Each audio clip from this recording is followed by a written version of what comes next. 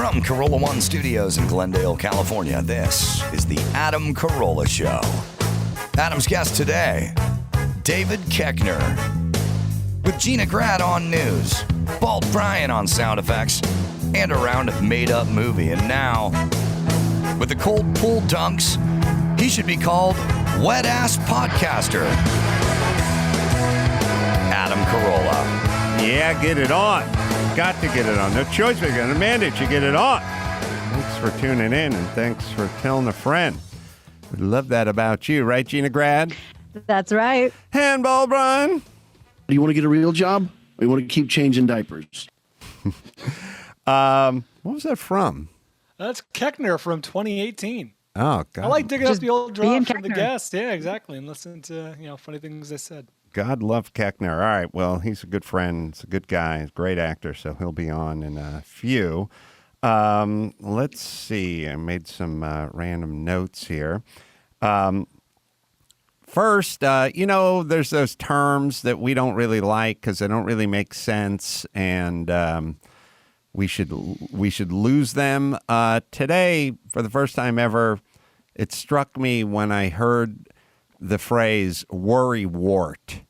And then I realized, what could worry less than a wart? And then I don't think it's good enough that you just get to take another word that starts with the same letter and put it behind that. Alliteration can no longer be the threshold that we have to meet in order to figure out if something works. And I don't know why it caught on, but don't be such a worry wart. Why not a worry weevil or a worry wombat? Something that worries, something that's at least capable of worrying. I don't think, I think wart is right beneath tree stump in terms of things that could worry. And then, and also there's no other use of the word wart except for wart. Do you know what I mean? Are you looking up the origin? I am. Because my guess, and I do not know, and I just jumped to mind. Back in the King Arthur days, they called kids warts. He was called Wart. That was his nickname as a kid. Binge watching Game of Thrones. This is from the animated cartoon, my friend, from the Disney animated film. But I wonder if worry wart is like a shaky little kid. That is very interesting. Very good take. You dove about 20 feet under the surface, and apparently you were only supposed to dive about 10 feet because according to CJR.com, Columbia Journalism Review, it says those bumps on frogs and toads aren't really warts, blah, blah, blah, blah, blah. Some people still worry that picking one will give them warts. So it's a worry wart. It's the wart on your skin. That's a leap, though, isn't it, to call someone, to make that a person? Tell that to the Columbia Journalism Review. Yeah.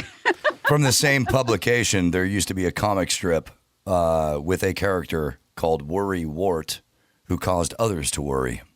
Oh, he's a good-looking gentleman. Yeah. He's furry. Seems very worried, that kid. Speaking of worry warts, I trained Sonny to box last night. Oh, that is not safe compared driving to stick, boxing. Which is nice. I know he may work his way up to buy. He's all grown up. Yeah, it's nice when you hold the heavy bag and the guy's punching on it. It's a nice that sort of boxing trainer role. It's satisfying. It was one of the more satisfying jobs I ever had. I don't know if many haven't experienced the sort of instructor because there's something innately humanly satisfying about having a group of people and you go, all right, line up, all right, fighting stance, and everyone gets in their fighting stance, and then you get to walk around and correct everybody. So I kind of get what's attractive about it now, in the zeitgeist these days of, it's not like if you take a look at all the correcting that's going on in our society, we're doing it kind of verbally.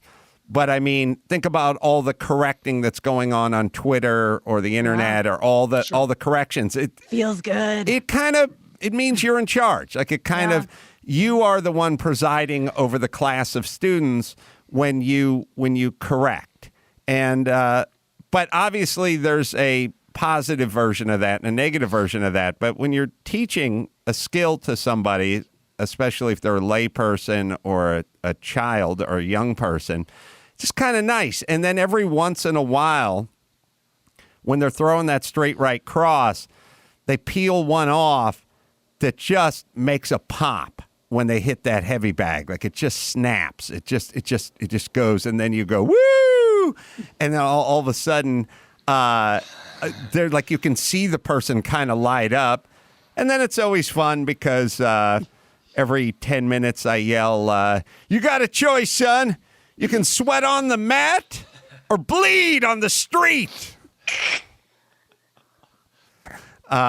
Which I always enjoy. Does he like that? As well. And then I scream, defense is about putting hats on balls and putting fannies in seats. And then that doesn't make any sense. And then at some point I yelled, you can squat on the mat or you can pee on the street. And he's like, that doesn't, I'm like, get in a fighting stance. You're reminding me of the high school coaching days. It was a lot of fun. But by a certain point in practice, kids were so tired that there's always something wrong with their stance or the way they lined up. You know what I mean? You could always pick out something that was wrong. But similar to the pop on the pad, it was awesome when like there was a really good hit in practice and it was like the crunch was different. You know what I mean? Like just a really good pop or crunch. There's a very audible component and a very satisfying audible component to that big hit or that snap sound that it makes when you really hit that focus pad just right. And it makes that crazy pop sound. Do you know how I know about that in our house? Because on my Buy Nothing group, somebody was giving away focus pads. So I went and picked them up. Oh, no. And it's really fun. So the little one's been kind of afraid to put the gloves on. He likes a bare knuckle brawl. I don't know why. The gloves freak him out. I don't know why. But with the focus pads, he can put the gloves on and he has fun and just kind of getting him used to, not sitting around and watching cartoons. He wants to get up and he wants to hit the focus pads. Do I know what I'm doing when I'm holding him? No, but he's 5 and we're having a fun time. I will say this to everybody when they're thinking about any kind of boxing equipment, get the leather stuff. Now, if you're in Gina's position and it's free, you can't get it. Can't be real choosy, but if you're going to purchase something, get the leather focus pads, get the leather gloves, get the leather heavy bag. It's so much better than all the vinyl shit. I can't quite completely articulate this, but just trust me and get the leather stuff. And if you're getting gloves to work out in, hit the said heavy bag or the focus pads, get the 16-ounce gloves. Don't get the little bag gloves. Get the heavier gloves. It's a better workout, and it'll protect your hands a lot too. All right, so taught Sonny to box. I'm now getting into the toilet paper stash that I took off the pine tree in front of our house. So I told you guys when we got our house TP'd, when I'm being eulogized and they're saying he hated waste, I hope this comes up, which is we can prove it. A lot of people will reuse containers they get from the Chinese restaurant, and many folks will make sure that their tires are properly inflated so they can get good gas mileage in their vehicle, but not many will actually go remove toilet paper from the front of their house after being TP'd by neighboring kids and actually use that TP on their own asshole. That's next level. Yeah, Dare next I say level. None? No one would do that. Yes. So, it's aspirational. I literally have a large large pile of toilet paper in my bathroom drawer that I collected. It has to be an unspooled pile. Oh yeah. Like... Oh no. It is despooled, and it is a fool's errand to try to re-spool toilet paper. Just bunch it up and pull off as much as you like, and look for those pine needles because they will get you. I have Uppity made it onto another list. I got a freeway side freeway update that will tell you as well. Let me just talk to Steve because he's got a quick question on line 1. Steve, 53, Vacaville. Hello. Hi, Guy. Hi, Guy. Hi, Guy. I need your help, Adam. And I've lost that. That's a plain slide over. I'm not walking my dog. I'm sorry. I lost that love and feeling with football because the last two, I'm a 49er fan. Is that right, Brian? That's right. And I strongly feel the last two Super Bowls were stolen. If you go back and watch both games with a remote control and stop it every blown and missed call, it went 6-1 against the 49ers, especially in key spots. And I got a good nose for bullshit because in the mid 90s when the Sacramento Kings made a run at the playoffs against your Lakers, I said Game 6 was rigged, and I go, you're a sore loser. I said no, it was rigged. Turns out it was. So how do I get that loving feeling back for the NBA? Well, all right. Here's what I would say to all sports fans, and this probably can be applied to most facets of life. I always kind of say, when you flip a coin 100 times, it's going to average 50 times heads and 50 times tails, but it doesn't toggle back and forth. You'll get 6 in a row with tails, and then later on you'll get 6 in a row with heads. And, if you've been around long enough, I have definitely seen the 49ers, especially in their heyday. They're just like when the Steelers were dominant. They were recipient of some good calls back in the day, and then they're going to be recipient of some bad calls. But it's an ebb and a flow. Like it's not going to go back and forth. It's going to happen 3 years in a row, and then there'll be 3 years in a row of getting good calls. So also, I'm not saying it's flipping a coin. I'm saying they rigged it. That's what I'm saying. You think the football games were? You mean the referees were on the take? Yes. The Seahawks and the Chiefs might have been able to beat the 49ers without help from the refs, but we'll never know. Yeah, but if I may, the refs did us 49ers fans no favors in the last Super Bowl. However, the Niners blew their own lead, and Mahomes and the Chiefs played tremendous. I don't go back and watch it again. Go back and watch it again. I was heartbroken by the Super Bowl, but I never once did I think, oh man, the refs are killing us. Like, geez, we're getting the bad end of some calls, but I don't know. Yeah, Coach Walsh even said Coach Walsh said. An interview, Niners got to score twice the points of the other team, or the refs will beat us. Even he said that. Well, look, he never complains. Here's I don't want to poo-poo it, but I will say that if you talk to any sports fan of any city, of any sport, they will read you chapter and verse of the bad calls against their team that happened throughout the history of their team as they were fans. So if everyone can do it, then that shall be universal. Although it does seem like Tom Brady gets more of those. I mean, starting with the tuck rule and then beyond, I just feel like Brady, Belichick, and now Brady alone seems to get a lot of those good calls. But you also kind of wonder, like, is there a dynamic? Like, is there a dynamic? Okay, so let's see if we can drill down on this. We all know that out of the Fortune 500 companies, out of the ones that are run by males, 96% of them of the CEOs are over 6 foot tall, Sure. And we do know that good-looking people are. We have a society that rewards tall and good-looking people, and we're at an advantage. Yes, we are. We are an elite fraternity, Gina. You guys sure are. And Tom Brady's definitely both those things. He's definitely tall. He's definitely good-looking. He's married to Gisele Bündchen. I don't know if there's some sort of weird psychodynamic thing where, and, there's also another thing, which is Brady is so insanely competent that if things don't work out for him, it seems like something's wrong.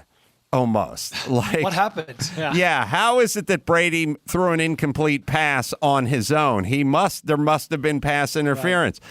So I don't know. It'd be interesting if Brady looked like Jeff George with the mustache and the mullet, and or Bubby Brister. There's another good. Sounds like my grandmother. Benny's buddy. Deep cut. It's well established that stars get the calls in the NBA. You know what I mean? Like right. You hear it like, oh, rookie's not going to get that call. You know what I mean? Against LeBron James or whoever.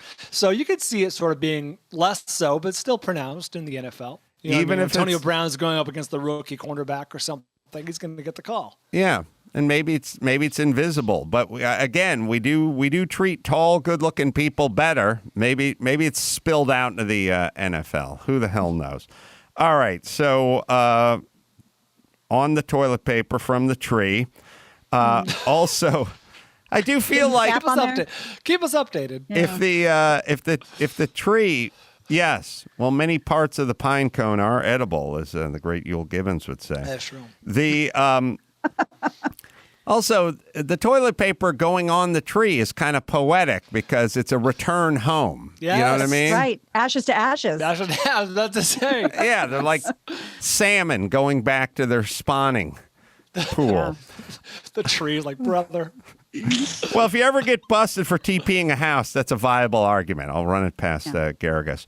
All right. So Uppity made the list on the decider.com.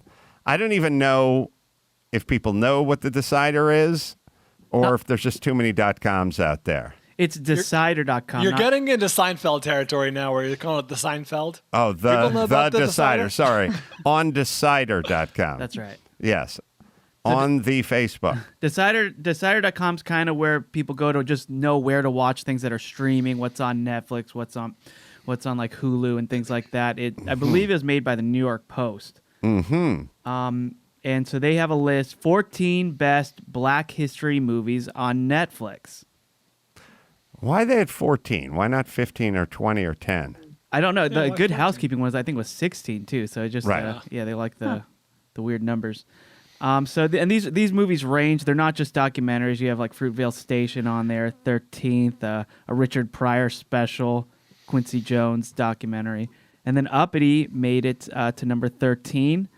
And then Becoming, Michelle Obama's documentary, that's 14. Oh, yeah. Take that, Michelle, with your beautiful upper arms. It also, I was thinking about, so now that Uppity has made all these lists of like movies to watch and Black History Month and all that kind of stuff, I started thinking, snubbed by every film festival we entered it into. Cannes and Sundance, Toronto, Tribeca, South by South, all passed on it, yet it's made all these lists. And then back to the zeitgeist of the country, I was talking to Nate, maybe Mike August, about some upcoming documentaries. And I was talking to Mike August about it, and then we said, because he was talking about a doc that his friend made that went to Sundance, and there was a bidding war after it was at Sundance, and I think it sold for $15 million. Holy moly. So it is part of the doc business model is to get into one of these film festivals, have it screened, hopefully maybe win some sort of award, and then let the bidding begin. But obviously the bidding never begins when you never make it into any of these film festivals. So then we started talking about a new film we're thinking about and how, it would be great if that got into Sundance. And then we both said, all right, well, if we want to get it into Sundance, we're going to have to put someone else's name on it. We're going to have this shepherded into Sundance with someone else's name other than my name. Jules is making a reappearance. Jules Dash. Yeah, and then I started thinking, wait a minute, isn't that what used to happen during that whole blacklisting McCarthy days? The Woody Allen movie. Yes, it'd have to go with the nom de plume on the cover of the script or the book or the documentary or whatever it was in order to be accepted into those things. And I thought, oh, here we are. That's interesting. And I don't think after having many or all of our docs rejected from all of the film festivals and seeing how they've generally been, how the response has been once we put them out to the public, and the Rotten Tomato scores very high and into the 90s and that kind of stuff, and all the lists they've made and accolades they've got outside of the film festival, I'm starting to think that perhaps my name is hindering us.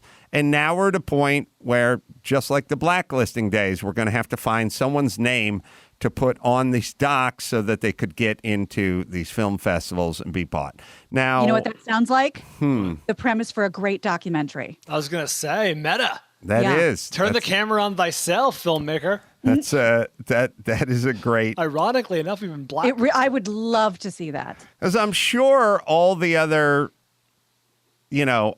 films. I mean, there's like a Richard Pryor stand-up special that didn't go to a film festival. But I would imagine, Max Zapata, that the other films that are on that list of 14 made it into some film festival. Fruitvale Station for sure played it. And 13th. Yeah, these all played. Yeah, Fruitvale had, for sure. was at Cannes, Sundance. 13th was opened up at the New York Film Festival. Quincy was at the Toronto Film Festival.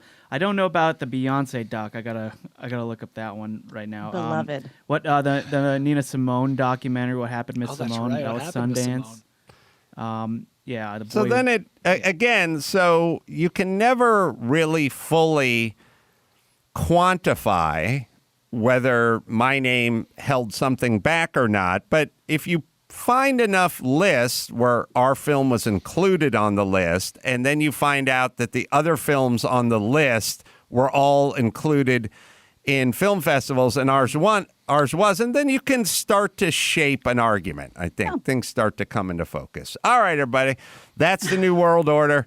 Are you happy about it? I don't know. Doesn't Some might be. Doesn't feel like progress to me.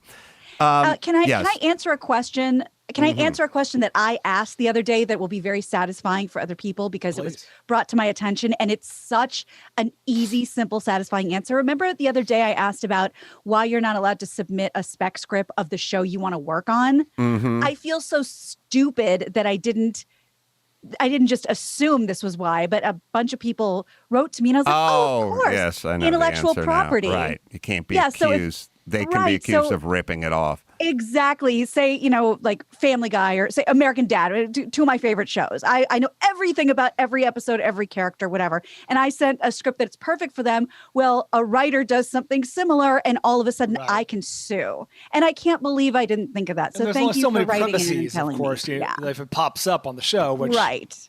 Now we have an issue. All right. Let's see. Gordon is 76 from Erie, PA. Gordon. Ooh. Why, hello. Hi, Grandpa.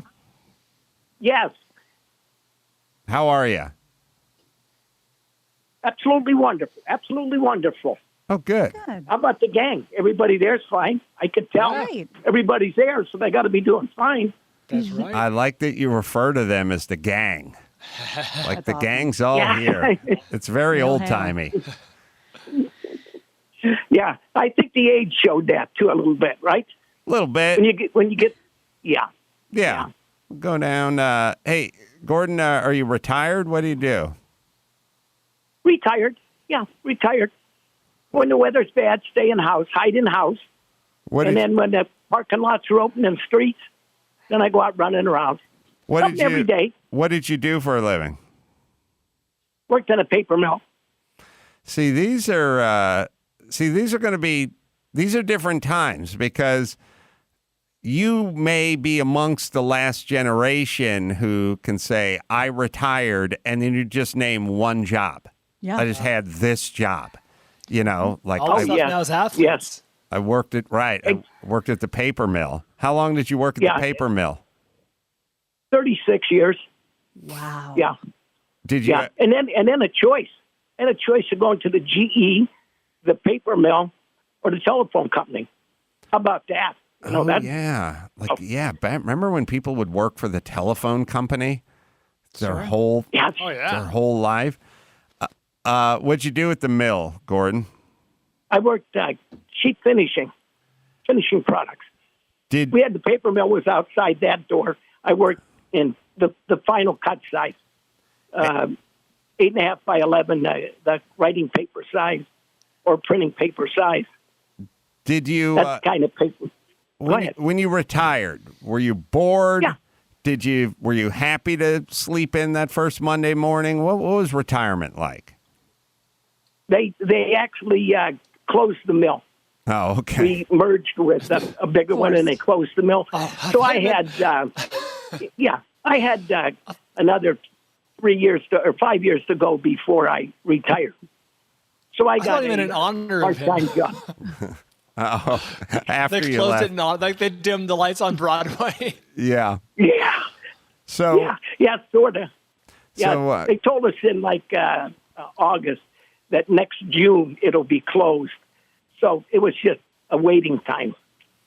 And That wasn't too bad.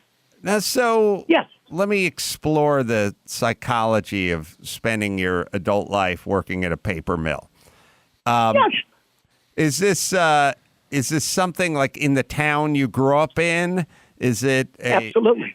And those were like the jobs. See, I grew up in North Hollywood, so there was no coal mine, there was no mill. Industry. There was only porn. There was only porn. So for me, when I got out of high school, I wish there would have been a mill to go to.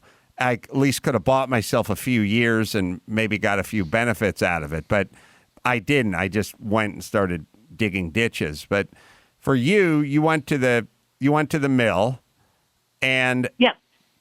were you bored off your ass going to the same place every day, or was it a job that you kind of got into with the people and the pride? This is one of those stories, I'm going to grow up to be a famous football player. Mm-hmm. And when I was a kid, we used to drive by, and with my parents, and I'd be in the back seat. My mother used to say, "That's the paper mill down the road, hammer mill," is what it was. And I just used to look out the window and say, "I'm going to work there someday." Never said I was going to own it. Just work there. So when I got a job, I was happy as hell. If that's not the most charming, refreshing story on the planet, I don't know what is. Did your mom try to talk you out of getting a job at the paper mill, or did she say, "Good for you"? No, my wife said, "Go ahead." And what I about? worked at a supermarket, and then I finally applied at the paper mill. My wife said, "Go ahead." Yeah, Better money. people used to have jobs, and then they were proud of their jobs. And it's all kind of, if you watch one of my favorite movies, Breaking Away, they have that scene where the dad takes the son to the quarry and talks quarry. about cutting all the lime rock and how he was good at it. You know what I mean? And the guys kind of knew him, and he'd retired. And there's something to being quietly good at your job. Gordon, it says here you got some white peach pear mangria for Christmas. Yes, I did. Absolutely delicious. Absolutely delicious. One of those is I looked at it for over a month, saying, "What am I going to have with this? Am I supposed to have a salad? Am I supposed to eat salmon? Am I supposed to smoke a cigar? What am I supposed to do with it?" Yeah. So finally, I just said, "Why don't you just open it? Imagine this, how easy. Open it and take a sip, and I think all your questions will be answered." And that was the smartest thing I did. Oh, Because he's then the best. Yeah. I only wish I could have introduced you to white peach mangria in your teens. I feel like your life would have gone in a much better direction. Different for sure. Oh, yeah. Well, you never met a fat wino anyhow, so I could still always divide. went with that. It's a good. Not that I'm overweight, but It's a whoever good met a point. fat wino can always go on the wine diet, can't you? Thanks. Have you consumed any wine yet today, Gordon? No, I haven't. But I have the orange. Is the next one that I'm going to crack into, and I finished that white peach pear, and I just wanted to say it was excellent. Well, And don't wait for the holidays to come. Buy it for somebody's birthday, 4th of July, whatever. It's worth it. Yeah, the It's warm really months worth are it. the best. thanks, Gordon. We appreciate it. Well, you can visit CarollaDrinks.com and sign up for the wine club if you'd like to get into all that. Let's see. Gina has a clip she wanted to play, but maybe we'll save it for the second break. It's not going anywhere. I got some hot side freeway talk because there's been movement. There's been movement on the side of our freeway. You know, Max Zapata, I think you got all the old pictures, but I think you have to put a kind of timeline together. Well, yeah, we have a before and after ready, at least right now. But see if you can find out when we took the pictures. Do they put a timestamp on those? All right. Yes. Metadata. Yeah, well, some of these are screenshots, guys. So Sorry. Well, we'll see. If you was looking at it from your phone, the timestamp would be there. Oh, okay. All right. Let me hit True Niagen. As we age, you can start to see it in your face. You can start to feel it in your bones. There are creams that claim to give you younger skin and energy shots to give you youthful energy. Let's look deeper beneath the surface on how we can counteract the effects of aging. True Niagen helps us age better by supporting the energy-generating engines that exist in our bodies, helping us restore youthful energy. Tiny repair enzymes work deep in your cells to help you recover from lifestyle routines that are hard on your body, like sleep deprivation or intense workout, a poor diet, so on and so forth. True Niagen supports these enzymes. True Niagen is safety tested and backed by Nobel-winning scientists and Nobel Prize-winning scientists.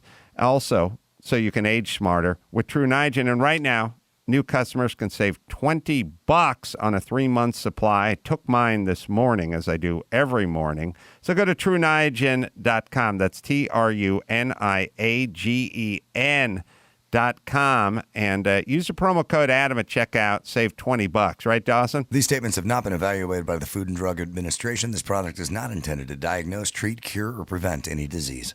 All right, we'll take a quick break. We'll give you the update on all stuff we spoke about right after this.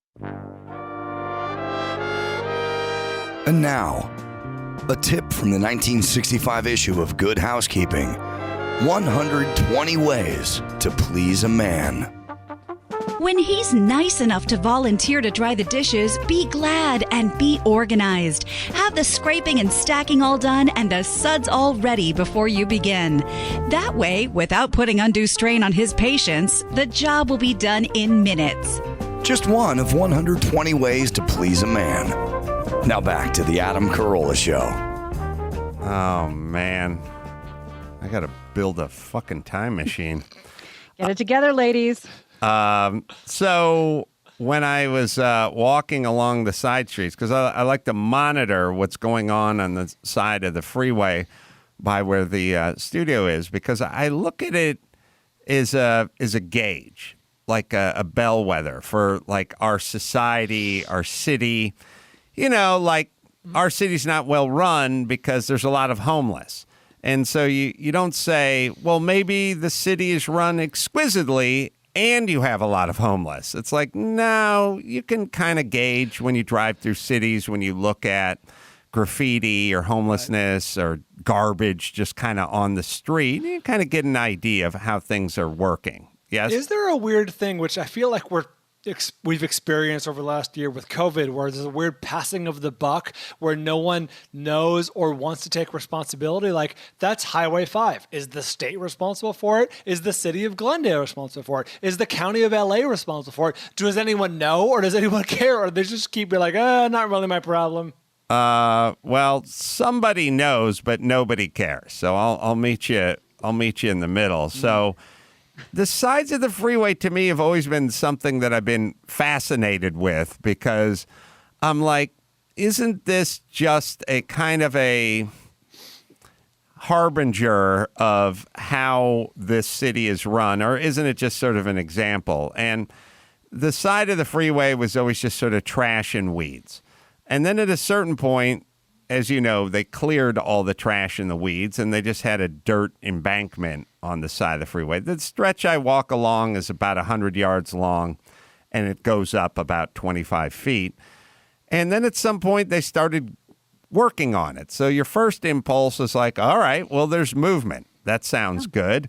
And then they started planting these pepper trees up at the top. And then, as previously discussed, they put the sprinklers down below, which seems like it feels weird to say, I would like to irrigate these sapling trees. How shall we go about it? From the greatest distance possible. Let's put the low ground. Let's put the trees. By the way, I hope whoever planned out this freeway hillside never leads men into battle, because I think their thing is like, look, we got Al Qaeda up on the right ridge and the left ridge, and what we need to do is get naked and walk backwards through the ravine. I'm going to take that hill. Lay your arms down. So they take this sprinkler and they put it at the very bottom of the hill, and now it has to spray 25 or 30 feet to reach the tree. Back to the military, it's not really a smart bomb at this point. This is a carpet bomb of water. Mm-hmm. I'm sure the first 15% of the water evaporates in the air as it's being launched in the general direction of the tree. But then also everything gets hit first. The hillside and all the dirt and everything gets hit. And then, of course, the bottom gets hit. And then the weeds grow like weeds and they come up and then they block the sprinkler. And now the trees don't get any water, but the weeds get well irrigated. And now there's puddles down on the street where the sprinklers were. And it went from a bare hillside, Max Zapata, to this incredible, just sort of weed-infested side. And they stripped the hillside as best you can tell when, Max Zapata? I'm seeing August. In August is when they came and they spent considerable time and money and manpower de-weeding the entire side of the freeway, but they never put the weed barrier material down, and they never hardscaped it, and they never put the ground cover down. And then they put the sprinklers, and then they grew all the weeds back. This time they're even bigger. And then with a vengeance. Today, when I went walking down the street, there was a group of 6. We got pictures of it, I guess. A group of like 6 laborers who were just with machetes, who were, you can fast forward, Chris, if you like, but they were now stripping the hill with their machetes. I'm sure, and these guys are all city guys, so they're getting $37 an hour times 6 guys. They now were taking the hillside back to the dirt that they started with 5 or 7 months ago before they started shooting the sprinklers at it and growing the weeds. So they literally just rinsed and repeated. Now, what a futile waste. It's great job security if you'll never be out of work if your job is to whack weeds. No, the cycle is show up for a few days, get a crew, get 6 guys, get the machetes, take all the weeds off the side of the hill, and then set up the sprinklers at the bottom, and then blow water back on top for another 6 months, and then come back again and get all the weeds out of there. Now, I guess what I'm kind of saying is could any business be run this way? No. For a short period of time before they went out of business. Literally run into the ground. Yes, literally into the ground. This seems bizarre. I mean, we live in a fairly incompetent land, but this feels overly incompetent even for us. Yeah, so I had Megan over at Chassis just go over there and just ask them what they're doing and what the plan is, and they said that's the problem. There is no plan. We just go here when they send us. Yeah. There you go. What? There's no oversight at all. There's no one we can speak to. There is no plan. There's a Home Depot 100 yards away that could go there and get all that material and stake it down. Why not drip irrigate the trees? I thought there was a lot of talk about living in a drought climate and everything. But yeah, the water waste alone. Right, and the water waste is growing the weeds, which then takes the small crew of men to then come in and remove the weeds, and then we'll just do this again. It'll just be bare hillside. This is my feeling. See, this is why, well, maybe why I could be in charge of shit. If I was in charge of this, it would drive me fucking bonkers. There has to be some end game. There has to be a plan. What is so uniquely different about this city versus when you go to Phoenix and everything seems to be groomed? Like, they have a plan. Their plan isn't grow weeds and then send Mexicans with machetes to take it down every 6 months. There's some plan. There's some plan. Like, there's a plan for everything. What? And it's kind of symbolic of LA too, right? Like fighting against nature, the sort of facelift culture, et cetera, et cetera. Like, we could do what Phoenix does. We're in the same desert effectively, but no, we got to make it look pretty, like we're an oasis. So there is no plan. They're going to remove all the weeds. We're going to have a dirt hillside, and then the sprinklers shall begin tomorrow morning, and we shall repeat this cycle. It's an interesting dichotomy of everybody wants to be in charge, but nobody wants to be in charge. Because it's so much easier to say, I don't know, I just do what I'm told. Also, Los Angeles has like the highest tax in terms of income tax. I mean, in terms of city tax or state tax, California does at, I don't know, 13%, 13.5%. I feel like we should get a little more bang for our buck, considering there's other places that have no tax and no state or no income, and they seem to be running just fine. I wonder, Max Pata, if we could ever talk to the human beings that were in charge of this, and if we could ever even figure it out. They're all cloaked in mystery, by the way. Maybe should have got a number. Should have got a reference. We called once, and a guy named Kaiser Sosa picked up, and that's all he would say. That was all he would say. And then like this, he was gone. He was gone. What is the fucking plan, and how insanely... I'll use the word disappointed. How disappointed are you in the way like adults handle their shit? I mean, like, there is supposed to be like this. There's a commission, like there's a group, like somebody is dispatching the 6 guys with machetes who have the reflective vests on and the hard hats. And by the way, if you're working on the side of a freeway, I don't feel like the hard hat or the reflective vest is going to be much help if a car gets loose and goes over that embankment. It's purely decorative. Yes, we'll bury you in that hard hat. But somebody's in charge of dispatching those people. So who is that person? And then what is the plan? All right. Gina has a clip, and I got a couple more calls up there. And Koechner's waiting in the wings. Somebody's got, is that Cannon 36, Virginia Cannon? Yes, sir. Hey, Adam. Hi, guy. Hi. So I had a quick question about, it's mostly just an excuse to talk to you, but I have a 4-year-old. Me and baby mama are separated, but on the weekends, he now has grown into loving playing like the Nintendo video games. And that's pretty much all he wants to do these days. And to be honest, I hate playing with him on the floor with toys because it kind of gets boring after the 3rd, 4th hour. So if you think the video games are bad for him at this young of an age, his mom hates it. So I just wanted to hear a good thinker maybe talk me down from playing video games if it's not great.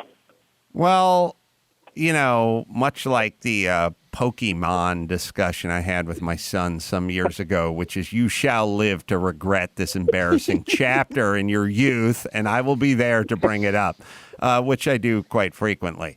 There is a kind of a evolution. People grow out of stuff. People get really into stuff, and then they get out of stuff. Did you guys have... I don't know why I was thinking about this the other day, and then I'll circle back to video games. Did you have anyone in your junior high or grade school that was into something really heavily? Like when I was in grade school, there was a guy named Jonathan who was this like, some of those guys seem to be in like I don't ever want to get a blowjob training. You know what I mean? Like I'm gonna start on never getting a blowjob when I'm 11. This guy was huge into the Marx Brothers, and this was like, dude, this Old was. soul. This was, 1977, and he would show up dressed like Harpo, and no one knew what the fuck he was doing, and everyone made fun of him, and he didn't care. The Marx Brothers was Jonathan's thing, and he had red hair. He kind of looked like cherry on top, no pun intended. He looked Buddy, like you're Harpo. talking to the dude who was obsessed with SNL, WWF wrestling, and baseball cards. I was girl repellent. Well, I wonder. Yes. Well, it's kind of interesting. So, yeah. All right. SNL, fine. Baseball cards, kind of a dude thing. But this is a little farther off the beaten path. This is a little nerdier. The Marx Brothers, because Jonathan, who was big into the Marx Brothers, repelled males and females equally. So he was thinking about going gay. Then later on, as I've explained, we had another redhead in my junior high named Joan, who was one of those giant women that we'd always talk about back in the past, and she was all in on the Bay City Rollers. She wore the tartan coveralls and had she was all in on the Bay City Rollers. So did you guys have those people? Hopefully it was a phase. Brian, who did you have? Yes. So I've forgotten all about this. Repressed memory. So I had a friend when I was a little kid named Chris. And Chris was like my mom's friend's kid. So we kind of knew each other that way. He went to a different school. And at one point when I was like 11 or 12, I reconnected with Chris, like, let's play, or let's go to Chris's house and play. And Chris had really gotten into cowboys. Like he thought he was in the old West. He spoke, he's from fucking Northern California, and all of a sudden he's like, hey, partner. Like that's how he greeted me at the door. I'm like, hey. And he's like, and then for lunch, all we did was play Western stuff. All we did was play with like cowboys and Indians and toys, like Western toys. And then lunch, he goes, what do you want for lunch? Do you want some chili or some pork and beans? And he spoke like this. This kid is from Northern California. That's how you knew who Cookie was. And that's right. And I was like, and I'm thinking to myself, well, he's just using this as code for cereal or a sandwich. So I'm like, all right, Chris, I guess we'll have pork and beans. Fucking dude opens a can of pork and beans and heats it up. He was committed to the lifestyle. Wow. I respect it. I mean, I wouldn't then. And you kind of wonder, if we caught up to these people today, would he have a bunch of George O'Keefe, art in his home, and would he call you Major Adams?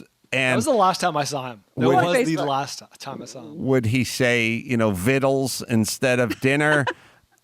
And would Jonathan still be into the Marx Brothers? And would Joan still be into the Bay City Rollers? I'm guessing not. Gina, do you have any of these people? God. Nothing comes to mind because the stuff that we were into was so basic for the time.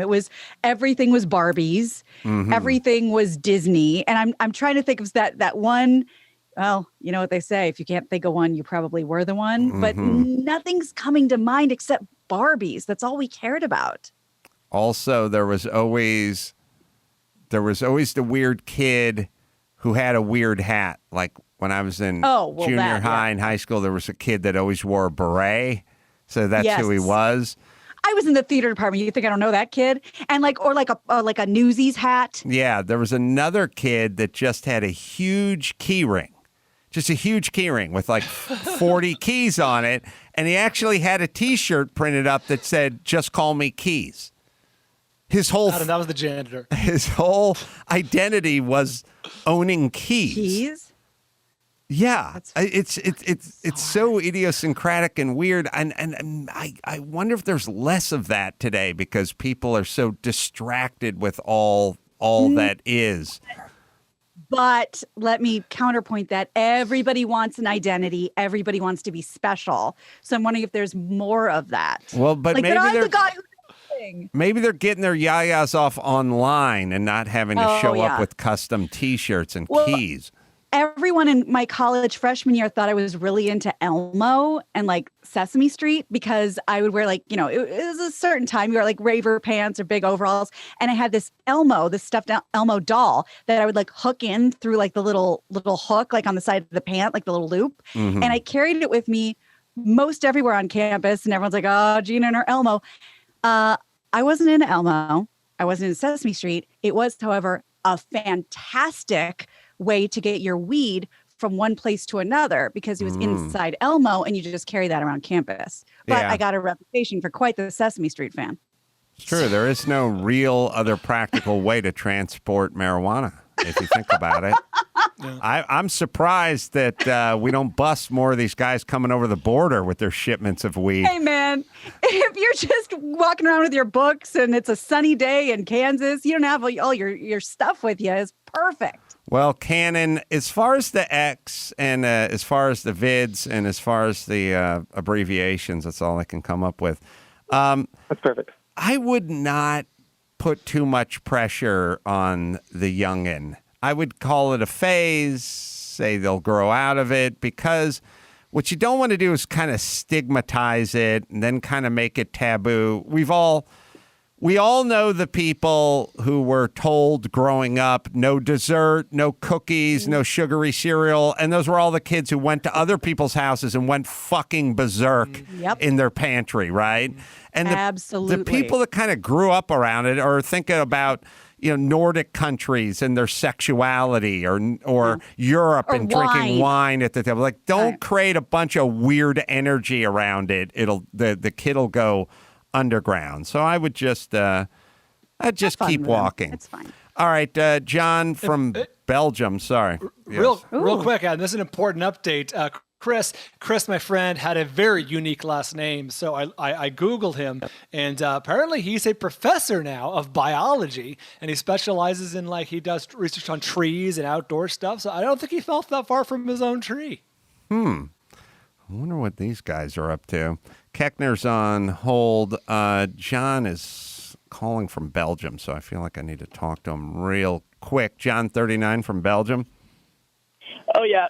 Thanks, guys. I just wanted to talk about free college education real quick because everyone in the U.S. is talking about that. And we have the system in Belgium right now, and it's great because there's no tuition. But here's what Bernie Sanders doesn't tell you is there's also no junior college. There's no Chicano studies or any of that nonsense. It's real school, and you get kicked out if you don't keep up with the grades. And the main difference here is, who's your dumbest friend, Adam? Ray, maybe? I like to think of all my friends, like Michael Jackson. Michael Jackson, like all the children of the world. All the children. I feel like all my friends are doofuses. Okay, well, here's the problem why this system will never work in the United States is because in the U.S., if Ray doesn't go to college, Americans freak out and they say this is a national tragedy. The system failed Ray. Over here, it's the opposite. If Ray showed up to one of these universities and signed up for a class, they'd say, Ray, what the hell are you doing here? You're not ready for this. The system failed you by convincing you this was a good idea. You belong in a trade. And the way that they do this, it blew my mind when I found out, is they profile children, Adam, starting in the 6th grade. They just divide the whole class up. Cynthia Nagatani, you're a smart kid. You're going to college prep. Ray Oldhopper, you're a dumb kid. You go outside and you learn a trade. So by the time Ray graduates high school in Belgium, he has 6 years of trade experience under his belt. 6 years. He's never going to go to college, even if it's free. He's just going to fail out. He goes right into an apprenticeship program, no problem. Listen, I'm with you. If we were I've been saying it for as long as I've been on the radio, which is we don't need to push everyone into college. Not everyone's meant for college. People should be going and learning a skill and getting paid quite nicely for those skills. I heard some study the other day that just basically said we're going to have more college advanced degrees, more doctorate degrees, more than we have jobs for. Like, it's just not.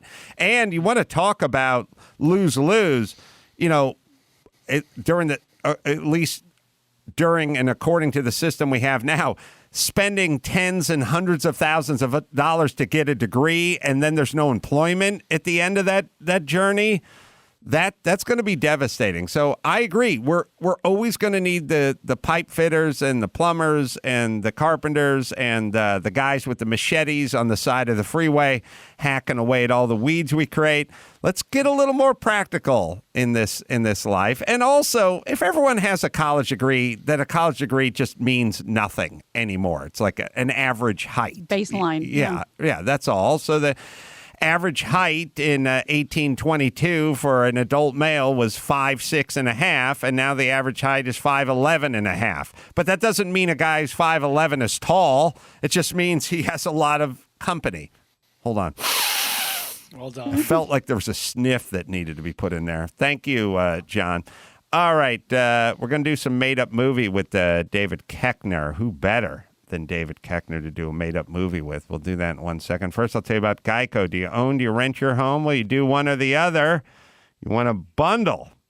Geico makes it easy to bundle. You take your homeowners or your renter's insurance, you bundle it up with your automotive policy, and it's a good thing because you got so much to do already. So go to geico.com, get a quote, see just how much you could be saving when you go to geico.com and get that bundle on today. The great David Koechner is waiting in the wings. Made-up movie right after this.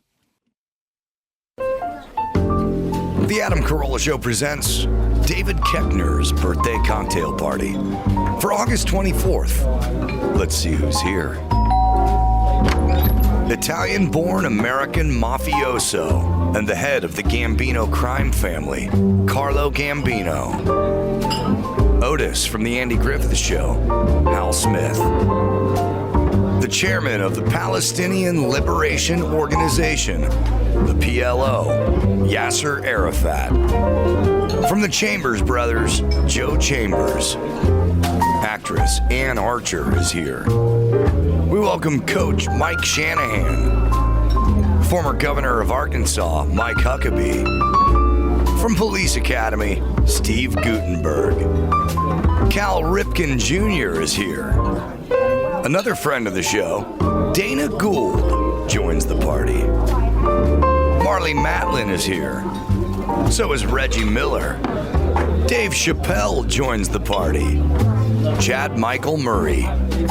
And the redhead from Harry Potter, Rupert Grint.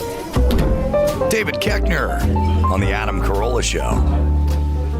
David Koechner's here. The Right Ones, the name of the movie, available now on digital and on demand. We talked to Nick Thune about it yesterday, so we're going 2 days in a row. Website, davidkoechner.com. How are you, David? I'm fantastic.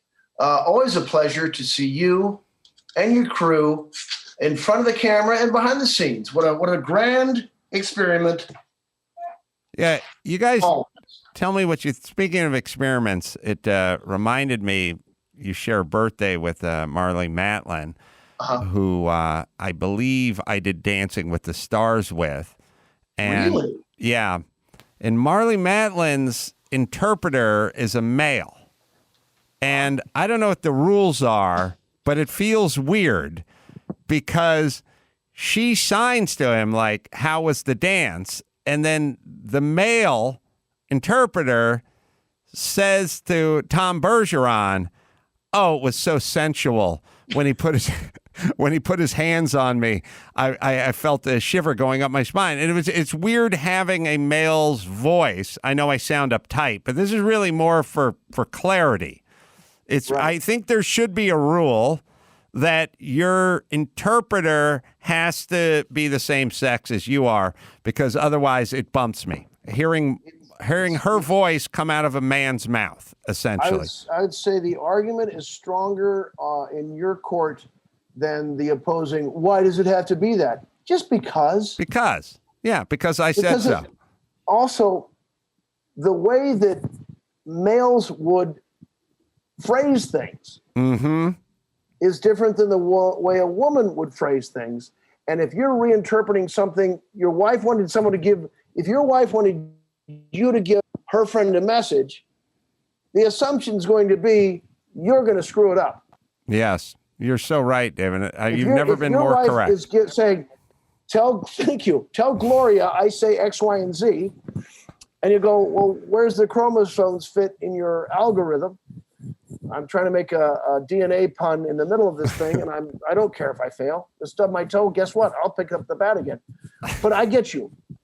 Now, also, I was surprised that Dave Chappelle wasn't the first mention in the in-kind birthday. It doesn't matter. Our research department, our crack research department, I say crack like they're high on crack. If you guys miss Dave Chappelle, I owe you an they apology. got Dave.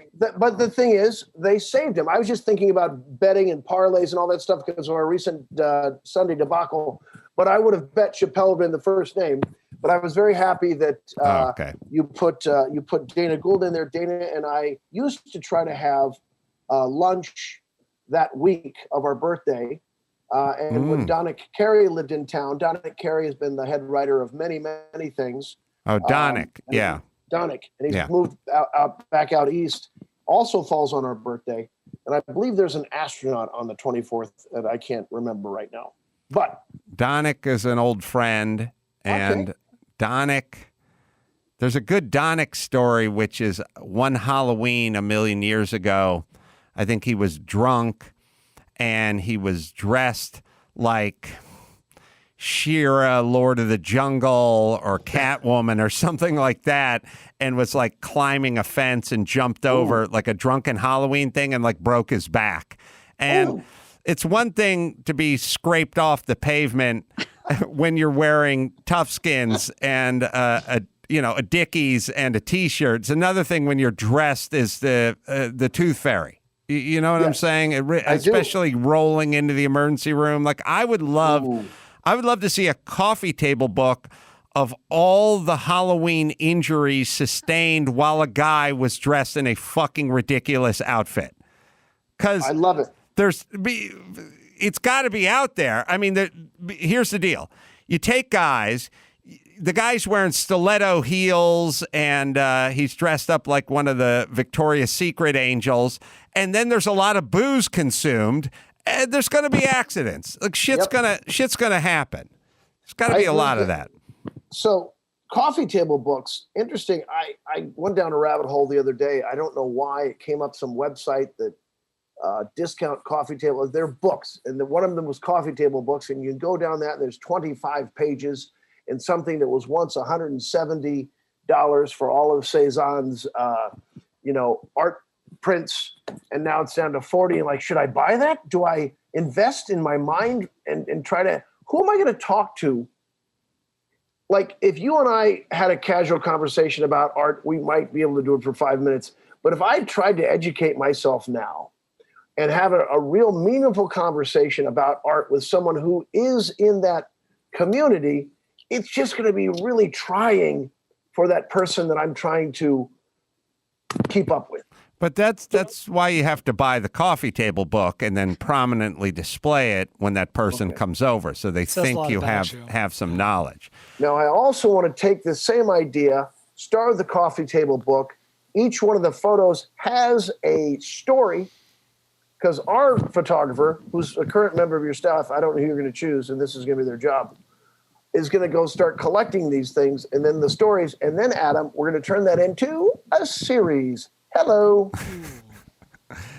No one has yet to produce my coffee table book that I've been championing for a long time, which is just called Black Florida Prom, 1977 to 1986. That is a page turner. I feel like the dress would be out of this goddamn world. I don't think you would. I don't think and going from the 70s into the early 80s. Yes, Brian's right. There's never been a better time. But this is strike while the iron's hot, my friend. I'm going to pitch this to my publisher. I was just going to say, because of the events of last year, I don't know, maybe you're busy. It's not the right time. I don't know, David. Oh. I don't know. To pitch it called Black Prom? Celebrating. It's Black Florida Prom. Okay. It's celebrating the students. Yeah. And you're pitching this right now during Black History Month. Okay. Oh, what better homage to pay? I don't think they want some white guy curating the book. Well, first off, they don't have to know I'm white. You know what I'm saying? I will probably tell them, and I may have already done it. Well, you're not going in with me to the publisher then. Cancel. You and I are going everywhere together, and stop trying to divorce me. The game we're going to play, which I feel like Koechner's uniquely qualified to play, it's called Made Up Movie. Now, we didn't coach Koechner up, so we figured we'd just do this, which is people will call in and they will simply provide a title. This feels very Groundlings and Second City and Improv Olympics to you. And when they come up with the title, we were all just sort of jump in and try to create the movie. Someone will usually kind of be the team leader, so we'll figure out, who's got a feeling, and then we'll just turn it into an actual film. I love it. All right. Do we have an intro? Yeah. In a world where titles are many and plots are few, one man can take your movie names and make them come to life. What is going on? Adam Carolla stars in Made Up Movie. All right. I'm just going to hop to the top. Line 1, Jim from Virginia. Jim? Yes, sir. You have a title for us to gangbang here? That's right. You ready? Like lunch meat, baby. Good one. Frozen assets. Frozen assets. I don't know why. I haven't said that in a million years, but when I used to work construction, if you said to one of the guys, all right, you ready to tilt this wall up? They'd go, like lunch meat. I've never heard that. I've never heard that. It was a very... like lunch meat. It was like, I'm always ready. I was going to say, like it's cold cut. Right out of the package. Yeah, it's right on the package. Processed. Can I begin the pitch? Yeah, frozen assets. Yeah. Right. It's a stripper who is whip smart, and she's dating a guy from Wall Street who's cheating on his wife with her. Mm-hmm. And she's really, as it turns out, we find out that she's the brains of the operation. Oh, this is set in Minnesota. Did I not? No, that's Oh, good. no, you didn't mention it. Okay. Mm-hmm. For the frozen assets aspect of it. She's dating a Wall Street guy. He's dating outside of his marriage. She's a stripper, not by choice, because that's just survival. She's got a kid, but she understands the market, and she's been secretly feeding this guy all kinds of advice and helps him actually make his business better. That's my beginning. I'll pause now if anybody else wants to. Well, why don't we go with it? Oh, you cast it first? Okay. No, this is good. We'll go with like Jennifer Lawrence maybe in that. Oh, yeah. I'm sorry. No, I'm going with the 58-year-old Demi Moore. Oh, wow. I didn't see that coming. Reprising her role.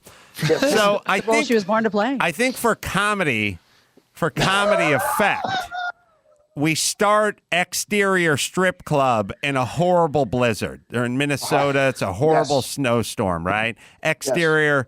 And then as we pull into the strip club, as we pan in, we see the van, the heating and air repair van, like parked out front of the strip club. And as we go in, we then get into the strippers that are sort of backstage in the locker area, in the dressing area. And we see that steam is actually coming out of their mouth, because the fucking heating has been on the fritz. It's been on the fritz.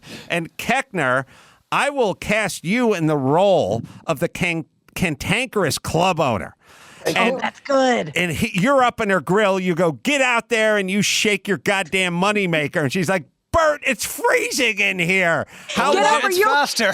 You'll never work at Muffs again. Yeah, that's right. It's going to be a lot colder if we can't keep the heat on. Right. So get up there and right. And so she's screaming at you that this is the third weekend in a row that the heat has been on the fritz and it's the coldest day in 10 years in Minnesota. And you're screaming at her, take a shot of vermouth and get on that stage. Yes.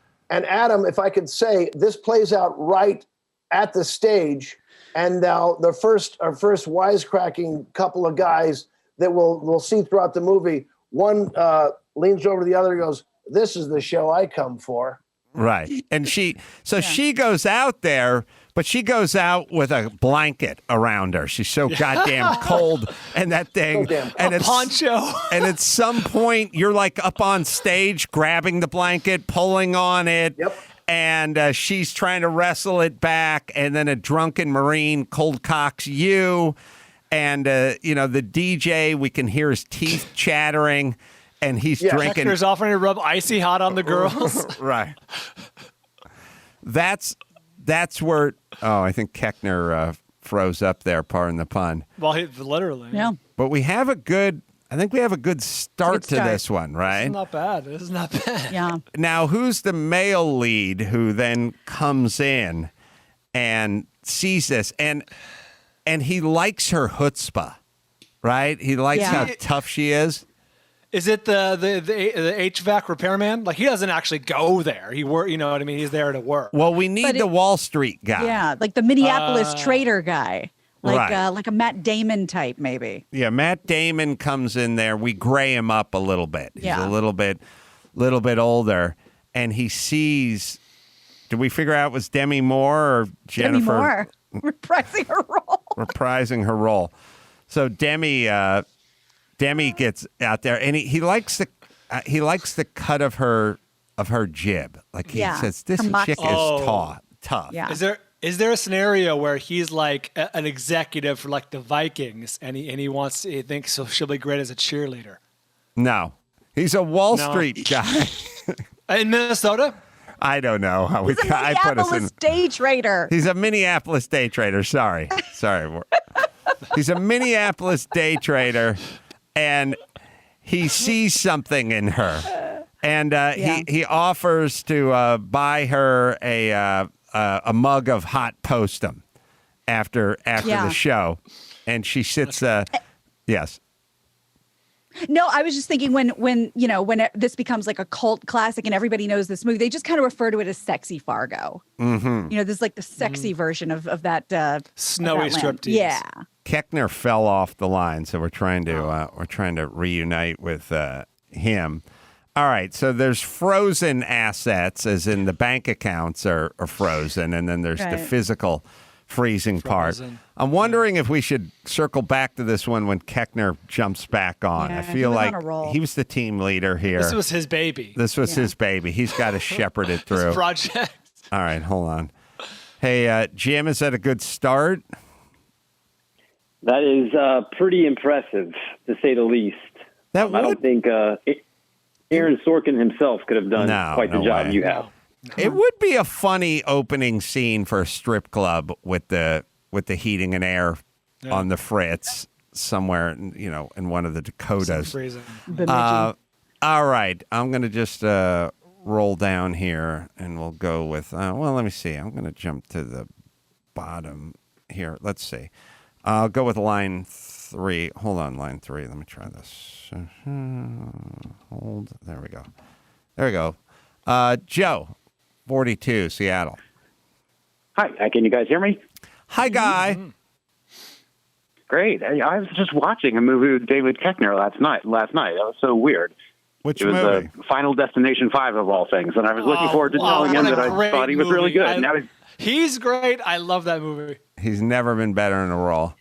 And it was the whole movie is about how weird coincidences foretell deadly disaster. So, if I'm watching him in a movie last night and then today I almost got to talk to him, and maybe I should stay inside. I don't know. Now he's mysteriously gone. Oh my God! Yeah, we don't know if this is an internet thing or he was snatched by an eagle, snuffed out, cut down in his prime. I'm sorry about that if I caused it. You might have. Yeah, there's a certain relief in being past your prime, like I am, which is I can never be cut down in my prime. I've actually made it through those prime years unscathed, and now if I'm cut down, they'll say, and just after his prime. Yeah. But I'll never be cut down in my prime. On the other side of that hill. Or maybe they should say nothing at all. That would probably be they're probably more tactful. So I'm sorry. Name of the movie, Joe. So this is the third in our trilogy of movies based on popular Bald Bryan catchphrases. We've already done a stirring tribute and oddly specific, and this is the exciting conclusion to the trilogy, timely reference. Ooh. I do say that a lot. All right. What if we did this one on timely reference? What if it was Jack Timely is an insurance adjuster who never understood what other people were speaking of, or some version. Like, let's make him timely. Let's make this guy, make him a cop on the edge, Joe Timely, some version of that. So we use timely in that. Yeah. Now we have to figure the rest of it out. So should we make him a cop? Is he a little Asperger's-y? Like he doesn't get the references? Is that the thing? Yeah, he's an outsider cop. Of course, he's a detective. He's a Chicago detective. His Joe. Well, let's not make him Joe. Joe's name is Joe. Let's just call him Jack Timely. And he's really good at his job, but he's Asperger-y. He never really gets anything. And then he's going to and a perpetual bachelor, always single, but not because he's a ladies' man. Just because he's so involved with his work. And it's constantly pointing out like the inconsistencies and idioms, like a dime a dozen. Well, that's actually impossible. That's far too low. It's way under market value. Right. And he's got a little Jaime the robot from Get Smart, where there's that part where he goes in for a physical and the doctor tells him, go ahead and hop up on the table. And he jumps up on top of it. Right. Like he's a literalist. He doesn't get any of these references. Yes. I think we could really do well casting against type here. My first thought was like a Seth Rogen type, but I think Christian Bale would murder a role like this. Koechner's rejoining us. Dave? Are we Can you hear me? It's rough. Oh, you kidding? I'm on my phone. I'm on my hotspot because do I call him out? Spectrum? Sure. What the F? I have a hard line on my computer. Mm-hmm. Nope, it's down. Mm-hmm. Tried Wi-Fi on this other computer, so now I'm using AT&T. Good job on the thing. Sorry for the connection. It's 2021. And so these guys just go on the roof on the townhouse next door. Immediately, the thing goes down. This is not a very interesting conversation. Oh, now it's back up. Okay. It's so funny. Hear you. Those guys just got off the roof. They just got off the roof, and it just seems to have come back on. I am not happy. Okay. Come on. All right. Get up. All right. We'll adjust. Keep going. All right. We moved from frozen assets, which we were waiting for you on to finish off. And can you hear? You can't see me. You can hear me. We can hear you fine. Kind of see you and kind of hear you. And then we moved on to timely reference. Now Jack Timely. Jack Timely's got to meet like a free spirit, right? Kind of like the Sarah Jessica Parker in L.A. Story, just a little bit of a wildflower. Yeah, he's a pretty tightly wound Chicago cop who does everything by the book, and he's been single. Tightly wound wildflower. All right, I'm gonna log off so I can log back on, hopefully via my computer. Okay. So sorry. All right, that's all right. That's okay. Joe, 42 from Seattle. Yeah, I'm still here. I'm just relieved that me watching Final Destination 5 last night did not cause David Koechner's death. At least not yet. Not yet. Glad that he's still with us. I bet Koechner's going to be delighted when you tell him which one of his many films you were watching just last night. So when Koechner comes back on, we'll have you do it. All right.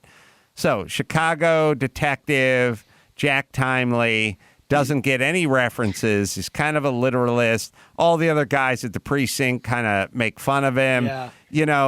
There's a couple of hipster like black cops who always try the new, that's lit. and he's like, where's the fire? That kind of stuff. Yeah, we got to pair them up. No one wants to work with him, but the captain assigns, Michael B. Jordan to be his partner on this case. Right. And of course, he turns into kind of the Cyrano de Bergerac type. He's trying to coach him up on how to get the ladies. And they have a lot to learn from each other. Yeah. Do we go with like a Jennifer Aniston who is, they go to her home. Her home has been robbed. Yeah. They start asking, we need contact numbers. We need information on you. And we see the picture of the ex-husband, with the kids on the mantle. And it's like, oh, is that your husband? Ex-husband. Oh, I'm sorry to hear that. And the Michael B. Jordan is elbowing him, like, come on now. She's digging your flow. What is flow? Yeah, right. Flo? You mean the waitress at the diner? Right. So he's always dropping the lingo, and he has no idea what it is ever. So, all right. So now, whoa. Okay. Well, what happens? Jennifer Aniston is abducted because this wasn't just a simple robbery. Unbeknownst to her, for the ex-husband, maybe she has something in her hard drive, some secret in the house, something. She has something the bad guys need. There's more to it because she says that her husband was a flooring contractor for 27 years, but as Jack Timely does a deep dive into this guy, there's a lot of black ops and, what kind of flooring contractor has to drive a bulletproof Humvee? You know what I mean? Like, there's a lot of red flags. Yeah, so he has this secret deep life, kind of a True Lies kind of a thing. Right. Perfect. Mm-hmm. Well done. We got ourselves a hit. Dave's going to call in. Hey, Joe? Beautiful, beautiful job, guys. Thank you. Koechner's gonna call in, so I hear. All right, let's put Joe on hold. Hop down. Talk to Steve, 35, Atlanta. Steve. Da da da da da da da da da da da da da da. Add Carolla. Thank you. Best part of my high school days. Glory days. What you got? It's all been downhill. Cut down, past his prime. Well past his prime. I would love a super passive-aggressive headline writer for like the LA Times. Like, comedian Adam Carolla cut down well past his prime in a horrible car accident. Yes. A great magnet. They did that. This was a bit of a controversy when Marty Schottenheimer died a couple of days ago. I think it was the Washington Post. Chris can look this up. It basically headline was Marty Schottenheimer, 77, coach of teams who wilted in the playoffs, dies. It's like, yeah, motherfucker, the guy who won 6 most games of all time. You have to point out that his team sucked in the playoffs. Wow. That is passive-aggressive. That really is passive-aggressive. Hey, Dave. Hi, gang. Hi. Yes. All right. Hey. So now Steve has a. Can I do this at the same time? Yeah, yeah. Tap 3 and then tap 4 to have them both on. Okay, let's see. Tap 3, tap 4. Oh, well then 3 hung up. Oh, sorry. No, I'm here. Steve's here. Oh, Steve's here. Dave is off now. He's going great. All right. So, I have sorry. a Koechner comment. Go ahead. Yeah. Hi, David. One of the best lines you ever had as Todd Packer was in a scene where you were with Danny Cordray dressed as a nun in the break room for a Halloween episode. And you had a bag over your wiener, and it says trouser mouse. And Danny Cordray says, I don't think it's going to work the way you think. You just say, I don't think you get it. Koechner's now back, but I don't know what line he's on. He's on line 3. All right, let me try. All right, let me try this thing. Doink, doink. No, it's hit it. I don't know. Hey, Koechner. Oh. Hey, I don't think this is going to work the way you think. So he's been around. I still don't. Let's see. There he is. We can see him and everything. There it goes. All right. I know. It's so frustrating. Steve. No, you're great now. Well, your video looks good. Steve, you got your movie title? Yes, can hear me. I have land escaping. Land escaping. All right. Land escaping? Land escaping. Okay. Let me try this one. All So let me go with my favorite actor. So Benicio Del Toro. All right, hold on. That was like no. That was like a rejection. Like, all right. I can a point of order. Mm-hmm. Yes. Your favorite actor. One of my favorite actors, yeah. Okay. Benicio Del Toro. You realize Adam and I are sitting right That's here. right. Two of the greatest of all time. That's why I said one of, David. Just clarity. This will make more sense as I get into the plot of this film. Oscar Award winner Benicio Del Toro. He is a landscaper. He owns a landscaping business. He's got all sorts of employees. He's very successful. He's been doing it for years. He's in Los Angeles, Southern California, and he has this one, plant, or he has this one plant that everyone loves, and now it's like, oh, I gotta get it. Where'd you get that? Oh, my landscaper got it from Mexico. He goes back to Mexico to get the plant that everyone loves and puts in their yard. The rich people, right? You know, the Beverly Hills set, and he ends up becoming a mule to get people out of Mexico who are under some sort of duress, right? They're like, Coyote. Yeah. But he's like, he's doing the right thing. He's getting people out who are under political pressure or they're in some kind of duress. He's helping people escape through his landscaping company through Mexico. Land Underground escaping. Railroad. Okay. Yeah, that's good. No, It's a pun. That's the It's a title. pun No, title. this is think funny, Sicario. This is good. And I'm trying to think. Maybe he meets a Selma Hayek type. We dress her down, and she runs the orphanage.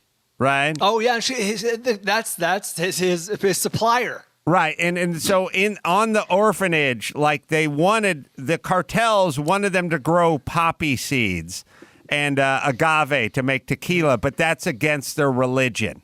You know, so the cartels are putting a lot of pressure on them because the orphanage is on fertile soil, but That's they right. instead. It's sacred ground. Have decided to grow this cactus that's floral and beautiful and needs no maintenance or water, and that's how they, like the monks make the wine or the whoever's make the baskets. They cultivate this. They plant. cultivate that. So he shows up, and they don't get along well at first. Uh-oh. Oh no. Yeah, that's right. Wait.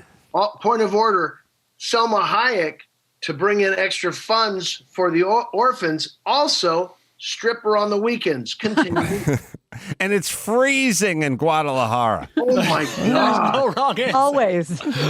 So she doesn't like, and he has to BS her because he has to tell her that these plants aren't going to rich Beverly Hills gentry type. He has to explain that they're building another orphanage in Los Angeles, and they want to cultivate these plants. And the kids are selling them on the side of the highway, or on the freeway exits. Put him to work early. Good work ethic. Go on. Right. So when he's going over the border and he's heading to one of his Beverly Hills places and he's unloading the steak bed, he finds a stowaway.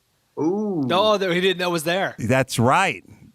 Yes, it's the little Hispanic kid who, and don't ask us who the fucking actor is because no one knows a 9-year-old Hispanic kid. Couldn't tell you. But it's the precocious little Hispanic kid who's stowed away in one of the pots. And the terracotta pots. One of the terracotta pots. And Benicio Del Toro's like, you got to go back to the orphanage. I got no way.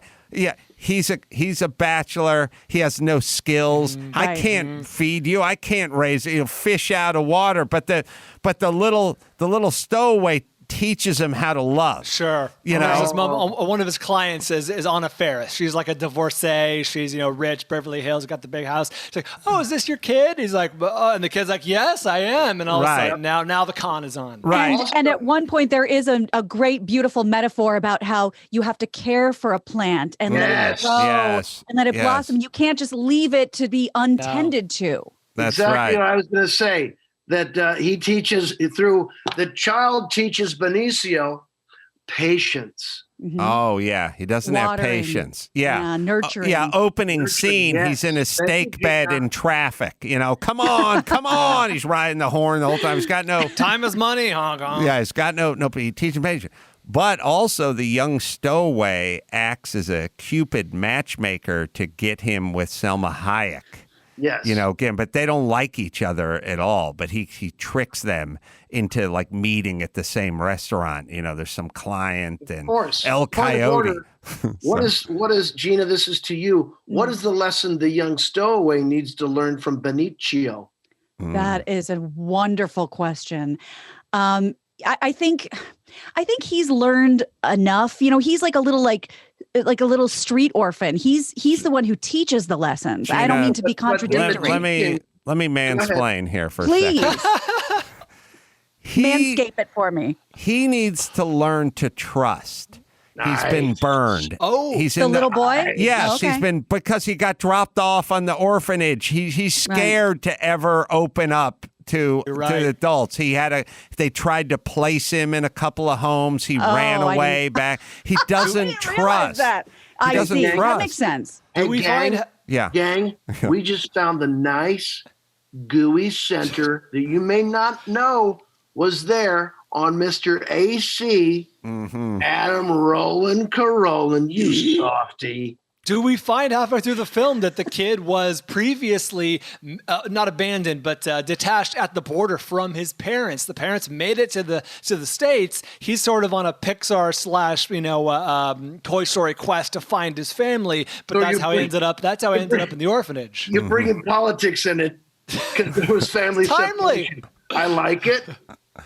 Well, I don't feel like we could do much better. Stephen Miller plays the villain. Wait a minute. Who's Stephen Miller? One that looks like a creepy Pauly Shore. From the Trump administration, the bald guy. The designer. Oh, that guy. Oh, I was thinking of an actor. Sorry, dropped the reference.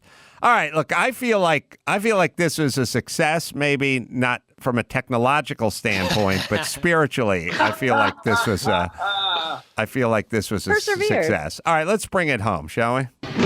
Adam Carolla will return in Made Up Movie Part 2. Land Escaping, Brian. I had no idea where that thing was going to go. Thanks. Well done. All right, let's take a quick break. We'll come back with the news and Koechner right after this. Give me the news with Grad, news with Gino Grad, breaking, viral, weird crime, protest, politics. Give me news with Gino Grad, stuff they saw on TMZ, Joe Biden, Kamala, meet news with Gina Grad. The news with Gina Grad.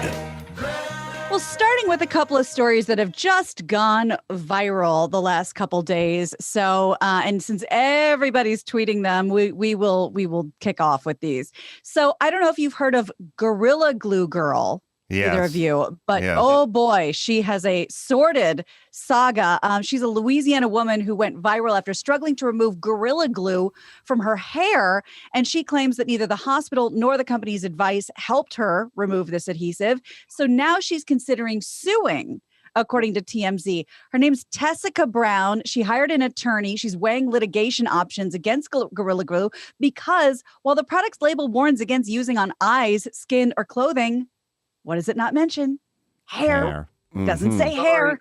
Brown posted last week, and we'll have the video for you soon, just in case you need to see it. Her hair had been stuck in place for a month after she ran out of her usual hair product. She opted to use Gorilla Glue to fasten it down instead. Now she went to the ER. They tried to kind of unbond it / burn it off with acetone, like nail polish remover. Didn't work. She's now flying, I believe, to LA to go to a plastic surgeon. But lest you think that this stuff is not as strong as you think it is, here is a video of her showing people that she's putting shampoo in her hair, and see what a futile thing this is. So her hair is completely slicked down, almost like an action figure. She's rubbing shampoo in. Yeah. Rubbing it all over her head. All right. It doesn't move. I just like bought Lego hair. Gorilla Glue yesterday. Don't put weird? it in Tessa's hair. I will not put it on my head What? or anywhere. What? So now she's wiping it off. Look, she says she's no, washed it look. over 15 times. Look, you wipe it off and nothing happens. Yeah, like this is the life that I'm living at this point. Okay. Like this is. Yeah, I know. The life. Her hair actually that looks I pretty guess good. I'm happy Well, that's with. the style, but she better stick with it. Yeah. The style was to have it sleeked back with a long ponytail, but But I'm sorry. All right, I got a do couple that. things. Go ahead. Well, first things first. Obviously, shampoo's not going to work because if you took a couple of 4x4s and you glued them together with Gorilla Glue, and then someone said, "Bert, how do we get these apart?" and someone went, "I'll get the Pantene." Prel. You'd go, "Get the fuck is that going to do?" Number one, I get that it didn't say don't use in your hair, but in her world, with her logic, then every car would have to have a sticker on it that said "Do not consume the luggage rack." And every, Vagisil would have to say, "Do not brush your teeth with this." Like, there's not enough labels to warn everyone sufficiently. We're almost there with the moon, car jumping and the do not attempt. We're Well, the almost thing is there. that the lawsuit has no merit. It's not going to make it that far. She should say, "Look, let me be a spokesman for your company." Right. This stuff That's works. right. I'm sorry, young lady. You're going to have to shave your head.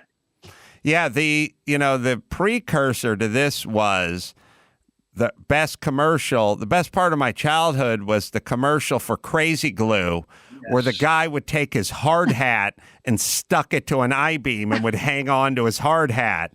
I mean, that wasn't quite putting it in your hair, but the glue was only 3/4 of an inch away from the gentleman's hair. Do you guys remember that Crazy Glue commercial? Well, I don't, but that's still the logo for Crazy Glue. Like, that's on the Crazy Glue packet. Right. Yes. And he's kicking. He's wildly. The thing that's impressive is he's wildly kicking his legs. He's holding himself up by the hat. I mean, that takes some strength. Yeah, that's some upper body. That's some Bart Connor-esque upper body there. And he's kicking his legs as if he's trying to escape. But I would argue all you have to do is let go of your hard hat, and you'd probably be free. You dirty Here rat. he is. Strong enough to hold this man suspended in midair. Right, Ma? Can't do almost anything. A plastic knob, a plastic plug, a rubber boot, a metal brooch, a fishing rod, a cycle grip, model planes and model trains, a doorknob screw, a flashlight case, the broken trim on any car. And now Crazy Glue also comes in a no-drip, no-clog pen. Sadly, Crazy Glue was too expensive for my family. That was considered like a durable good. You know what I mean? But at a certain point with your hair, when you desecrate your own hair, you got to just shave it off. At this point, you got to shave it. Yeah. Come here, girls. Mm-hmm. Oh, we have guests, special guests. Well, my girls want my credit card to go to the nail salon. I said you had to come say hi to Adam Carolla. Come here, Adam. One of them is a twin that is your twin's age. Audrey. Hi, Audrey. And that's Margot. And Hi, there's the Margot. credit card. Oh, you guys are pretty. Nice to meet you. Gorgeous girls, my goodness. Yeah, it's easy, everyone. It's Easy. weird. I'm trying to think. Yeah, my daughter went out and got her hair done last night. She's constantly like going to the salon, going to the nail salon with her friends. That did not exist when my sister was 14. There was no such thing as going to a nail salon and spending money as a kid. Gina? No, you go to Long John Silver's at Oak Park Mall, you get 2 hush puppies, and then they put the crunchy things in the tray, and you eat that, and then you maybe sneak into a movie. There was we didn't know from going to salons. Gina, I'll play your mom. Okay. You be pitching me your nail salon idea. Okay. You need money for you and your friend. Yep. Hey, Mom, Lynn and I were just thinking of just because we have like the rest of the day off, maybe go get our nails done, like go get maybe mani-pedis together. Can I grab some money from you? I'm confused, dear. How does that make you fatter?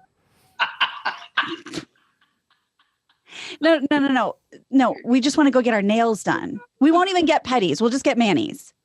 I hope Petty's is the name of like an appetizer because. No, We usually go get hush puppies. Let's just go to and Long Christmas John's and with get some deep fried golf balls and consume those. Don't get me wrong. We love those. And at this age, we can put them back and it won't show for 20 years. But I'm just saying. All right. Think of some activity that makes you fat, and then you can get back to me. This nail salon thing seems like you're just going to burn calories walking to the place. Can we get ice cream afterwards? Only if you do a double cone. Sold. I want like they have those oil tankers that are double hulled. Yep. I want a double waffle cone. That's a lot. Yeah, I need more. You need more carbs. Stack okay, it. I'll try. God. Okay. Now I'm going to go talk to your father, whose voice is even deeper than mine. Oh, that is so not Marlis in the 80s. It was bring some Snackwells with you. No, nobody cares if you have water or not. We have Diet Right at home, and there will be no hush puppies. That's a secret. Oh God. All right. So the salon. Yeah. Yeah. So good. The other viral video in the last 24 hours that is, it's ridiculous, but it is everywhere. This live stream, and we've all had Zoom mishaps, and we've had a ton of hits, and we're gonna have a ton more. This one's pretty funny. A live stream of a virtual court proceeding in Texas has gone viral because a lawyer appeared as a cat. We'll show you in a second. CNN reports that Judge Roy Ferguson in Texas kindly addressed the cat in the virtual room, suggesting that the attorney, Rod Ponton, adjust his Zoom settings. The mishap happened Tuesday and was posted by the court's YouTube channel. How did this happen? Well, Ponton told CNN he was using his secretary's computer for the hearing and suspects she or her daughter were, messing around with cat images and cat filters, could not get it off the screen. I love watching the other two guys and the terrified look of the cat. Here's a clip from the cat filter that went viral. I can hear you. I think it's a filter. It is, and I don't know how to remove it. I've got my assistant here. She's trying to, but I'm prepared to go forward with it. I'm here live. I'm not a cat. I know I can see that. I know it's embarrassing, but it's quaint, right? In this day and age, if somebody said, like this judge, he's got some adult son, right? Yeah. And they're like, did you hear about your dad, Judge Roy, with the whole computer fiasco? He was zooming. Oh, God. No. And the image on the computer wasn't him. There was another. No. Like, you think hardcore gay porn, right? Like, Yep. This is sitcom folly at this point. This is adorable. Yes, this isn't a full Tubin type situation, right? No. And I'm by the prepared way, to continue. The reason why I didn't bring up the story from last week where there was a woman, like talking head woman from her house, some expert, and she had like a full-on dildo in her bookshelf. And everybody's like, oh, at least you're not her. But I'm sorry, if it's on your bookshelf, you want it there. You want it displayed. So I don't know if it's important to you. Humiliating. Yes, it's everybody. How much would Tubin pay? Is it Jeffrey Tubin? Yes. Yeah. What if I said to Jeffrey Tubin, look, this whole fiasco with you and the Zoom and the beating the meat and everything, I have a magic wand. We can replace it with a goofy cat. But you got to get out your checkbook. Like, done. I need you to cut me a check, all. but I will replace that whole fiasco with the goofy cat story. That'll be you with the goofy. They'll be talking about you and the cat like the judge. Yeah. You know why I'll take that action? Because I can make the money back because I'll still have a job. That's right. Is he cutting a check for $100K? Yes. Is he cutting a check for $500,000? I think it's over half of his net worth. He is taking out a second and third mortgage for just the cat switch on the computer. Yeah, absolutely. Yes. Because right now it's in his obituary that his children right. Yeah. Sorry, grandchildren. That's right. That's right. Past his prime newscaster, Jeffrey Tubin. Yes. Well, we have some hot Bruce Springsteen news that people couldn't wait to make sure I knew. And yes, I heard you, already knew it. Just came to light that Bruce Springsteen was busted in November for driving while intoxicated in New Jersey. Was he in a Jeep? That's the question. TMZ says he was cited for DWI, worse than a DUI, right? Because that's like a definitive, instead of driving under the influence, driving while intoxicated. I think I don't know. They used to say 502s, or they used to call it a 502 DWI. It kind of went 502 DWI and then DUI. I think it's just nomenclature. Yeah, I don't know if it's different. Okay. Well, they got him for reckless driving as well, consuming alcohol in a closed area on November 14th at Gateway National Recreation Area in Sandy Hook, a national park that overlooks New York Harbor. He has a court appearance coming up in the next few weeks. Sandy Hook, New Jersey is about 20 minutes from where he lives in Rumson.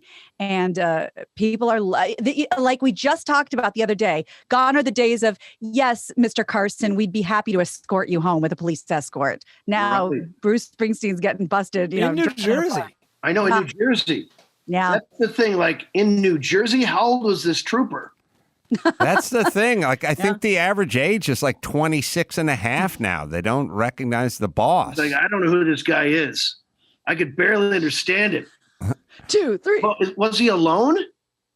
Unclear.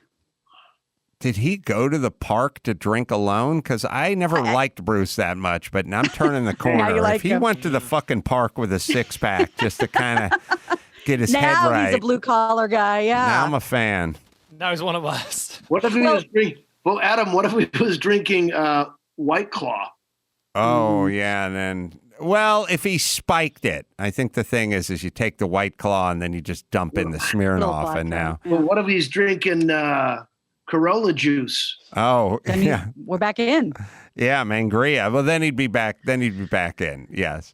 He's got a huge tumbler, a chest of ice, and a half a case of Mangreach. Is he? When did this happen? This happened in November, and it's just coming to light now, and he has a court date in a couple weeks. So I'm sure all the details that we may not care about by then will come out in a couple weeks. He was trying to social distance and having a quiet time. Now, does he get out with a benefit concert? For the police station, My for God, the all he's done for that state. For both. Yeah, I see. I'm kind of like no one likes it, but I would like to run this country like a fucking casino where he's a whale. He's a platinum club. That's how it's being run. He's a platinum club member. He's paid so much in taxes. He's done so much for the state, and he should be able to get 15 DUIs before anyone says boo to him. Like, he should get out of jail free card. He's a high roller, man. We're gonna comp him his suite. That's what I'm saying. All right. You know, I'm waiting for the day where, the self-driving cars are around the corner. Are they all going to be self-driving in 10 years, Adam? Yeah, there is some facets to the technology that is a little more intricate than just self-driving. But I agree. I think we could look forward to those days. You know, with the seatbelt, why the heck didn't they just put in a breathalyzer at the same time? Well, they do. Not be able a court-ordered one. They do, and they do have court-ordered ones. Standard. Oh, wow. All right. Standard. And remember when you and Adam used to be friends? Yeah, why don't we just friend? Look, before that comment. Hey, that's fine until you lose someone you love. Yeah. There's no reason to drive drunk. Well, yeah. I want to hear no this good argument. reason. No. I'm saying, look, here's what I'm saying. Do you think you're better than Bruce Springsteen? Answer, no. So if Bruce Springsteen can drive drunk, then we all reasonably can drive drunk. That's the conversation I'm going to have with my twins when I return Case to closed. the studio. By the way, the commercial, his Jeep commercial, no one else has really realized the irony in this commercial. It was 2 minutes, didn't use any of his music, read, some long monologue. He's driving around, I believe, Lebanon, Kansas, which I have never been to. And he's just doing this thing about unity into the reunited states of America. Ironically, has anyone else noticed the two groups that hate Bruce Springsteen for this commercial? No. The far right and the far left both think he's a sellout for doing that commercial. Boom, unity. Wow. Everybody's back on the same page. Why? Well, you just want the middle anyway. Yeah, Yes. but no one's really realizing, like, I think he did his job, and you're proving it. Yeah. Why Lebanon, Kansas? Like, where did they get the name Lebanon? I would bet There's you it's near the. Go ahead, Gina. No, go ahead. The geographical center of the country. That's right. Yeah. Because there's a little church, apparently, which I've never seen, that is in the exact dead center of the country. And that's what the whole commercial's about. And I think it's in Lebanon, Kansas, which is in. Oh, no. Why the name Central. Lebanon, Kansas? Oh, I don't know. To piss I off thought you were the saying far, I shot there. to far right. Piss off the far right. Gina, I've said this before, and it's been proven today. You and I are the same girl. All right, girl. That is the greatest thing I can Let's do hear. one more. You got it. So a harrowing story. The U.S. Coast Guard, when we talked to Pitbull, and we were talking about people emigrating here and coming on rafts. Well, guess what? The U.S. Coast Guard yesterday rescued 3 people who spent more than a month stranded on a deserted island in the Bahamas. Sounds good, but a Coast Guard helicopter flew over the small island between Cuba and the Florida Keys on Monday and spotted someone waving this makeshift flag to get their attention. With poor weather, they couldn't do anything about it, so the Coast Guard just dropped some supplies and then picked them up the next day. Here's how they survived.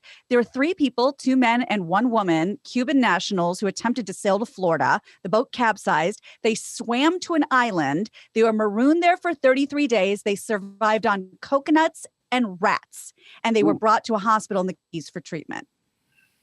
You know, I was kind of thinking about being trapped on an island with people.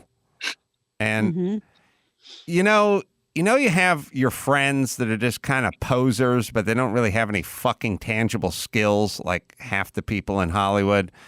And then there's your friends who actually can do things with their hands. And it's annoying to me when like adult males can't put anything together or patch something or repair something or fix something. But I would be out of my mind on an island with these people because you'd be like, we got to build a shelter. And then the guy with the hipster hat would be like, I don't do shelters, bro. And then I'd be like, what the fuck skills do you have? Like, it would never, you can do it in modern society. Everyone's got a credit card and a Prius, but on an island, it would become very apparent very quickly who was fucking useless. I'll be the hipster. You ask me what skills I have. What skills do you have, hipster? That depends. How many Radiohead lyrics do you need to know? See, useless on an island. Not going to help. Yeah. Not going to help. I will be the fan of Gilligan's Island. Ask me what I'm trying to do. Fan of Gilligan's Island? What are you trying to do? Hello, I'm still trying to get reception on these coconut shells. Hello? That's right. Hello? Hello? Hello? Oh, the promise of that radio. They had a transistor radio that they were constantly trying to get to work so they could rescue, they could radio for help. It never worked, but every single episode started with that. All right, let's bring it home, Gina Grad. You got it. I'm Gina Grad, and that's the news. Gina Grad. That was the news with Gina Grad. Well, last but not least, there's Stamps.com. Trips to the post office, probably not how you want to spend your time. That's why you go with Stamps.com. Mail and ship anytime, anywhere, right from your computer. We've used Stamps.com here for over 11 years. We send out merch, we send out books, we send out Mangria, we send out paperwork. Whether you're a small business sending invoices, an online seller shipping products, or a giant warehouse shipping thousands of packages, Stamps.com lets you buy and print U.S. postage for any letter or package 24/7, and you can do it from home. Up to 40% off of post office rates and up to 62% off of UPS shipping rates. They got a special offer for you. 4-week trial plus free postage and a digital scale. No long-term commitment. Just go to Stamps.com and click on the microphone, top of the homepage, type in Adam. That is Stamps.com. Enter Adam. Well, the movie, The Right One, we discussed yesterday. Very funny. It's available now on digital and on demand. And it's got Eliza Schlesinger and Nick Thune and Cleopatra Coleman in it as well. And you can shoot Dave Koechner a tweet at David, Koechner. David Koechner. Always good to see you, my brother. Pleasure. Final thought, two things. Another plug. I started a company called Hey Good Meeting where we do custom Zoom entertainment for your office. HeyGoodMeeting.com. Simple as that. Other final thought. I want you from now on, and you can have one of your people do it, take a case of Mangria, go to the edge of the Santa Monica Pier once a week, say every Monday at 8 o'clock, put it in the ocean. So the next time I sit here and listen to the lovely Gina Grad tell me a story about Cuban nationals marooned on an island off the Bahamas, subsisting on rats and coconuts, and thankfully this Mangria washed up and we could... It's good. Saved us. Smart. I'll be in Oklahoma City, the Bricktown Comedy Club, February 26th and 27th. And you can go to adamcarolla.com for all the live shows. Until next time, Adam Carolla for David Koechner and Gina Grad and Paul Bryan saying mahalo.